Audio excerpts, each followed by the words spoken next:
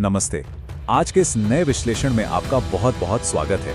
आज हम जिस विषय पर बात करने वाले हैं ना, वो सच में बहुत ही खास और दिलचस्प है। हम लोक कथाओं, मानवीय हिम्मत और सांस्कृतिक विश्वास के एक ऐसे अद्भुत संगम पर चर्चा करेंगे जो सदियों से लोगों को प्रेरित करता आ रहा है। देखिए, ये सिर्फ कोई पुरानी कहानी भर नहीं है, बल्कि ये हमें सिखाती है कि जब इंसान और प्रकृति के बीच का संतुलन पूरी तरह से बिगड़ जाता है तो एक समुदाय आखिर कैसे उसका सामना करता है।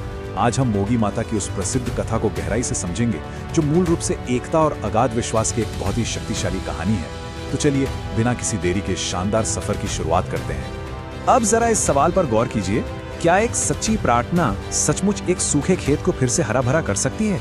सुनने में यह सवाल आपको थोड़ा अजीब लग सकता है, लेकिन ये हमें तुरंत सोचने पर मजबूर कर देता है। यहाँ बात सिर्फ मौसम बदलने या खेती बाड़ी की नहीं हो रही है। ये सवाल सीधा हमारे मानवीय मनोविज्ञान, सामूहिक संकट और उस मुश्किल वक्त में उठाए गए सामूहिक कदमों से जुड़ा है। जब एक पूरे समुदाय का वजूद ही खतरे में पड़ जाए, तो क्या उनके विश्वास और उनकी एकजुटता में वाकई इतनी ताकत होती है कि वो हकीकत को बदल सकें? बस यही वो मुख्य बात है जिसे हम आज समझने की कोशिश करेंगे। तो चलिए, सबसे पहले चलते हैं खंड 1 की तरफ, मोगी माता का प्राचीन गांव। इस कहानी की शुरुआत होती है उन दूर दराज के गांवों से जो प्राचीन जंगलों और घुमावदार पहाड़ियों के बीच एकदम सुरक्षित रूप से बसे हुए थे। एक पल के लिए इस नज़ारे की कल्पना कीजिए, प्रकृति से पूरी तरह घिरा हुआ एक ऐसा इलाका जो आधुनिक दुनिया के शोर शराबे से कोसों दूर है। यहाँ के लोगों का जीवन पूरी तरह से जंगल और जमीन की लय पर ही टिका हुआ था। इसी भौगोलिक अलगाव ने इन गांवों को प्रकृति के बहुत करीब ला दिया था, जिससे उनका जीवन भले ही साधारण था, लेकिन वो बाहरी दुनिया से काफी कटे हुए थे। आप जानते हैं, ऐसे ही एकांत और प्राकृतिक माहौल में जन्म होता है एक अटूट विश्वास का। मूल स्रोतों में बताया गया है कि इन गांवों में मोगी माता को एक रक्षक आत्मा के रूप में पूजा जाता था। लोगों का मानना था कि वो अपने भक्तों के लिए सुरक्षा, शांति और हमेशा बनी रहने वाली खुशियां लाती हैं। गांव वालों का ये एक पक्का विश्वास था कि मोगी माता रोजमर्रा की परेशानियों से उन्हें बचाती हैं और पूरे समुदाय में सुख शांति कायम रखती हैं। हम यहाँ किसी बात का समर्थन नहीं कर रहे हैं, बल्कि सिर्फ ये देख रहे हैं कि कैसे ये विश्वास उनके समाज का एक बेहद जरूरी हिस्सा बन चुका था। उनकी जिंदगी और उनके मन की शांति पूरी तरह से इसी अदृश्य शक्ति पर निर्भर थी। लेकिन फिर चीजें बदलती हैं। आते हैं खंड 2 पर, सूखे का भयंकर संकट। इस संकट की शुरुआत बहुत ही धीमी लेकिन बेहद विनाशकारी तरीके से होती है। जरा सोचिए, सबसे पहले तो सालों साल बीत जाते हैं और गांव में पानी की एक बूंद तक नहीं गिरती। खेती पर निर्भर रहने वाले लोगों के लिए सालों तक बारिश का ना होना किसी धीमी मौत से कम नहीं है। फिर बात आती है महीनों पर। देखते ही देखते खेत पूरी तरह से सूख जाते हैं और जमीन में बड़ी बड़ी दरारें पड़ने लगती हैं। ये सिर्फ जमीन नहीं फट रही थी, बल्कि उनके जिंदा रहने का साधन खत्म हो रहा था। और आखिर में हर गुजरते दिन के साथ गांव वालों में एक अजीब सी घबराहट और गहरी निराशा फैलने लगी। ये एक ऐसा भयानक संकट था जो धीरे धीरे पूरे गांव को निगलता जा रहा था। और यहीं से कहानी एक नया मोड़ लेती है। खंड 3, एकता और सच्ची प्रार्थना। अब सवाल ये है कि ऐसे संकट के समय रास्ता कौन दिखाता है? जब सब कुछ खत्म होता दिख रहा था, तब गांव की ही एक बुजुर्ग महिला आगे आती है। पीढ़ियों के अनुभव को समेटे हुए ये महिला एक बहुत ही खास सलाह देती है। वो कहती हैं, सच्चे मन और पूरी ईमानदारी के साथ वापस अपने विश्वास की तरफ ध्यान दीजिए। उसने सिर्फ कुछ कर्म कांड करने को नहीं कहा, उसने जोर दिया सच्चे मन से प्रार्थना करने पर। और ये एक बात उस पूरे गांव के लिए एक ऐसा काम कर गई जिसने डरे हुए लोगों को एक मजबूत और एकजुट समुदाय में बदल दिया। इस सलाह का असर सच में कमाल का था। पूरे गांव ने मिलकर एक अभूतपूर्व प्रतिक्रिया दी। वो सब अलग अलग बैठकर घबराए नहीं, बल्कि उन्होंने एक साथ मिलकर सच्ची प्रार्थना की। सबने मिलकर दिए जलाए, भजन गाए और मदद के लिए गुहार लगाई। इन सब में जो सबसे बड़ी बात थी, वो थी उनकी सामूहिकता। जब पूरा गांव एक साथ मिलकर ऐसा करता है, तो वो सिर्फ एक धार्मिक काम नहीं रह जाता, बल्कि मनोवैज्ञानिक रूप से ये एक दूसरे को ढांढस बढ़ाने का तरीका बन जाता है कि भाई, हम इस संकट में अकेले नहीं हैं। ये वाकई एकता की असीम शक्ति को दिखाता है। अब आते हैं इस कहानी के सबसे रोमांचक हिस्से पर। खंड 4, देवी का दिव्य संदेश।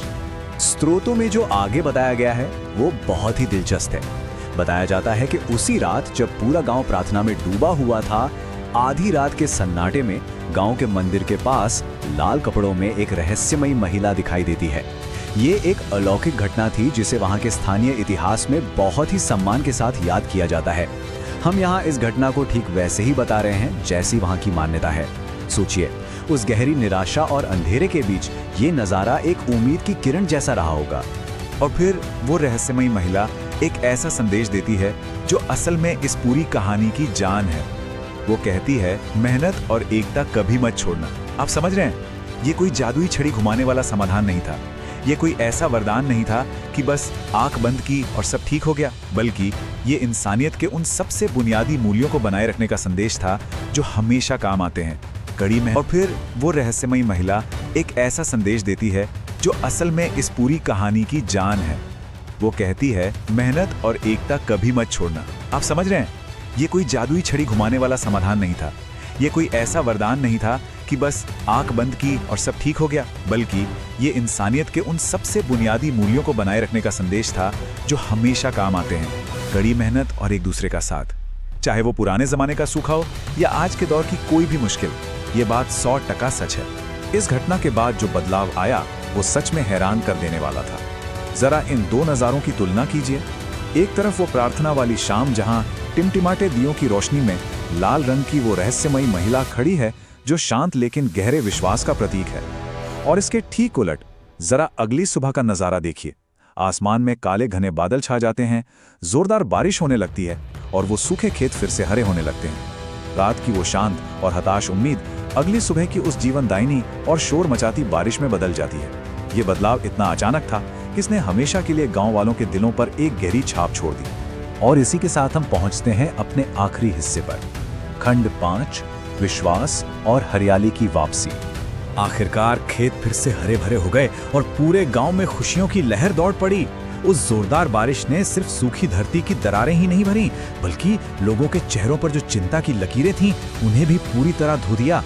आप देख सकते हैं कि कैसे जमीन पर लौटती हरियाली का सीधा कनेक्शन लोगों के मन की शांति और उनकी भावनात्मक राहत से है। ये सिर्फ उनकी खेती की जीत नहीं थी, ये जिंदगी की जीत थी। और इस एक घटना का असर इतना गहरा हुआ कि इसने सब कुछ बदल कर रख दिया।